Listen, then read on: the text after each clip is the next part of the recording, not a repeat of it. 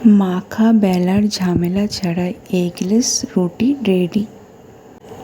বড় কাপের half cup সুজি নিলাম। সুজিটাকে পরিষ্কার করে ধুয়ে নিলাম, তারপরে মিক্সিতে আমি একবার ঘুরিয়ে নেব। সুজির মধ্যে আমি ছোট চামচের 1 চামচ আটা মিক্স করলাম ও পরিমাণ মতন লবণ। দুটো ডিম ফাটিয়ে নিলাম, তারপর তাওয়া গরম হয়ে গেলে রুটির শেপ তৈরি করে নিলাম। এবার রুটির ওপর দিয়ে আমি ডিম লাগিয়ে নেব, তার ওপর দিয়ে তেল লাগিয়ে নিলাম। এপিট ওপিট করে সেম প্রসেসে সবগুলো রুটি ভেজে নেব।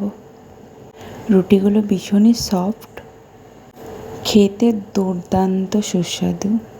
খাওয়ার পর মনও শান্তি, পেটও শান্তি। সকাল সকাল ব্রেকফাস্ট বানানোর জন্য হাতে টাইম থাকে না, 20 মিনিট থাকলে জাস্ট এরকম একটা রুটির থালি রেডি।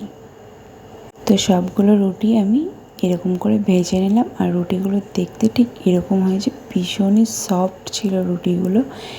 এবার আমি রুটির থালিটা রেডি করে নেব। একটা প্লেটে আমি রুটি নিয়ে নিলাম, রুটির উপরে শসা কুচি, পেঁয়াজ কুচি, লঙ্কা কুচি ও টমেটো কেচাপ দিয়ে দেবো।